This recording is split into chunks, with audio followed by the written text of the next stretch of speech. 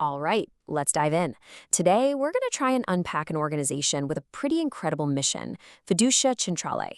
They actually call themselves a central reserve for global confidence. Now, that is a huge claim, so let's dig into their own documents and see what's really behind this massive idea. So let's kick things off with their official purpose statement. I mean, it is incredibly ambitious. They're positioning themselves as a protector of confidence itself, something that operates above nations and markets.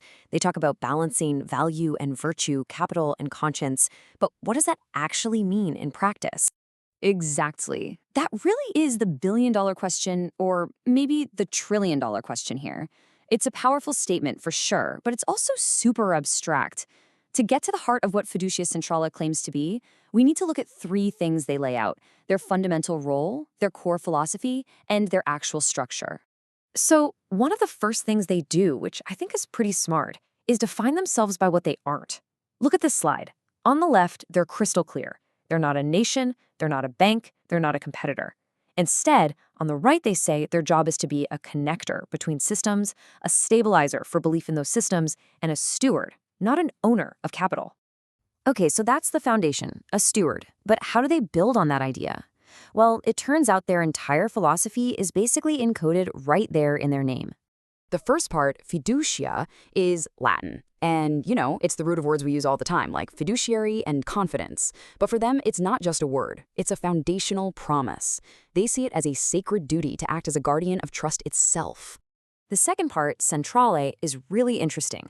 You might immediately think it means centralized, like a central bank, but they define it totally differently. For them, it refers to a state of balance. And to explain this, they use three really powerful symbolic centers as their guiding principles.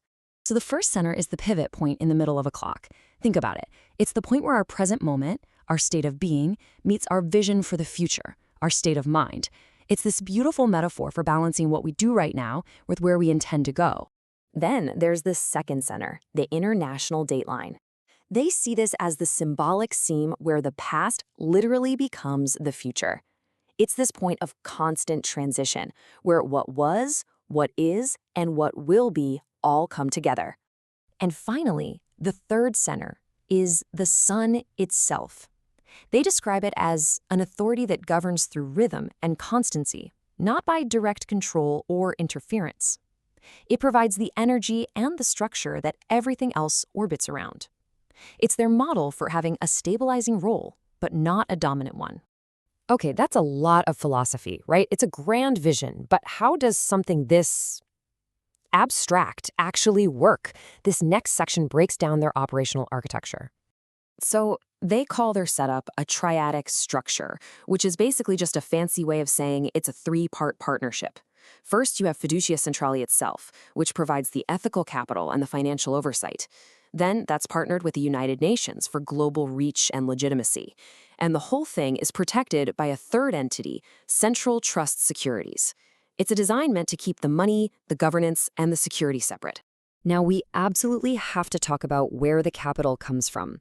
According to their own founding documents, this whole trust was established through a settlement with the United States. And the figure they state is, well, it's just staggering. $100 trillion. And that massive sum wasn't just for a rainy day. It was specifically designated to fund what they call their pillars of trust. And these are specific global mandates that cover a huge range of things, from defense and disaster relief to securing international travel and even preserving global culture and ecology. All right, so we've got the philosophy, we've got the three-part structure, and the funding. But what does it all look like in practice? How do they propose to actually tackle real-world problems with all this? So, according to them, a lot of the world's biggest problems, they all stem from one common factor: global instability. They point to data showing these alarming increases in things like terrorism, human trafficking, and cybercrime, and they see them as symptoms of a much deeper imbalance. So what's their answer? Well, they propose a common solution that's actually pretty clever. They use the UN's Human Development Index, or HDI. Now, the HDI measures things like health, education, standard of living. Fiducia Centrale sees it not just as data, but as an operational compass for where to direct their resources to fight that instability at its source. And this is really the key takeaway here. The logic is, if you invest directly in the pillars of the HDI, things like education, healthcare, stable institutions, you can address the root causes of these global crimes. The whole goal is to shrink the pool of vulnerable people that criminal and terrorist networks prey on.